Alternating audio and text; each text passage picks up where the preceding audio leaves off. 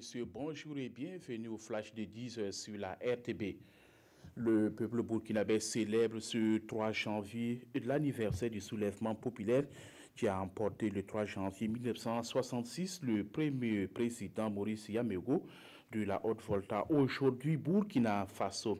Juste après son élection en 1965, le président Yamego va faire face à des difficultés économiques qui l'obligent à prendre des mesures que les travailleurs contestent. Conséquence, des mouvements de grève généralisés organisés par des structures syndicales finissent par chasser Maurice Yamego du pouvoir le 3 janvier 1966. Les ministres en charge de la sécurité et des transports ont rencontré les chauffeurs routiers et les transporteurs hier 2 janvier à Ouagadougou. De commun accord, les différentes parties se sont convenues de la reprise du paiement des frais au poste de contrôle juxtaposé à partir du 5 janvier 2018.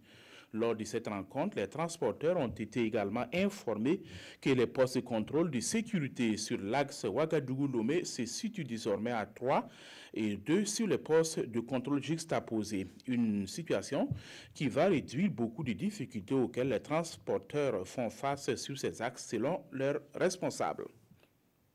La commune de Gorom-Gorom, dans la région du Sahel, a honoré le cheval le 1er janvier dernier à travers une course hippique. C'est une activité culturelle qui vise donc à promouvoir l'élevage et la course des chevaux dans la province du Loudalan.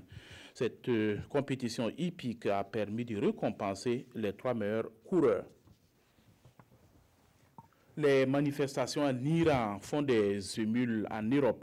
L'opposition iranienne s'est mobilisée dans plusieurs pays pour faire écho aux messages anti-gouvernementaux des protestataires. À Berlin, les membres du comité des réfugiés iraniens ont dénoncé la manipulation opérée dans leur pays. Selon certains manifestants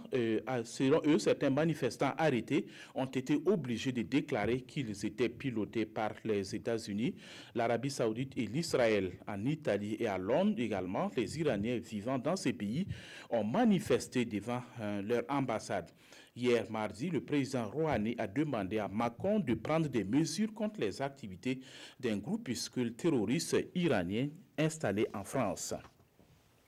Au Pérou, un dramatique accident a fait au moins 48 morts. Un autocar a fait une chute d'une centaine de mètres et s'est écrasé en bas d'une falaise après avoir été percuté par un camion. La collision s'est produite au niveau d'un endroit appelé Virage du Diable, à 45 km au nord de Lima. C'est une route qui longe la côte Pacifique. Le car a transporté au total 55 passagers. Et c'est la fin de ce flash. Merci d'avoir suivi. Passez une excellente journée en compagnie de la RTB.